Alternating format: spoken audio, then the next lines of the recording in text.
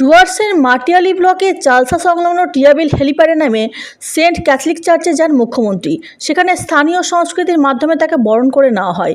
অনুষ্ঠানে বক্তব্য রাখতে গিয়ে বিশপ ফরিয়ান টোপ্পো রাজ্য সরকারের বিভিন্ন সামাজিক প্রকল্প ও নারীর উন্নয়নে মুখ্যমন্ত্রীর ভূমিকার প্রশংসা করেন।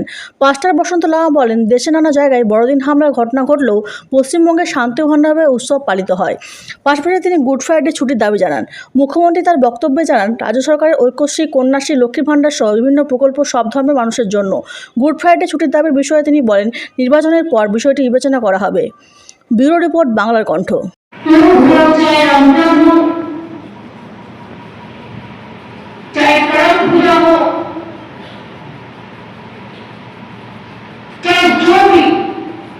जिसका धर्म हो जाए, हर धर्म में हम भाग लेते हैं, चाहे जैन हो, हिंदू, बौद्ध, कृष्ण, जैन, पारस, मुसलमान, क्रिश्चियन, सबको गमन जाते हैं। इसलिए जाते हैं कि हम तो तीन टुकड़ा नहीं कर सकते। चीफ मिनिस्टर हमारे लिए बहुत अच्छी है ना। उनका जीवन और उनका जो काम है बहुत सुंदर है ना।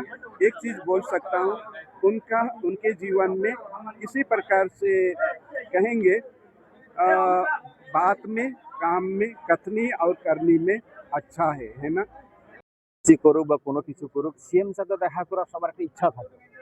আর আজকে দেখুন, আপনারা এখানে দেখেছেন যখন সিএম যায় কত সিকিউরিটি থাকে, কত প্রবলেম থাকে, মানুষকে বাধা দেয়। আজকে চার্চ কিন্তু সেরকম না, একদম সিম্পল ভাবে এজ এ নর্মাল হিসাবে মানলেন। মাননীয় মুখ্যমন্ত্রী কোনো সিকিউরিটি ছিল না, নর্মাল ভাবে লোকের সাথে দেখা করে চার্চে ঢুকেছেন।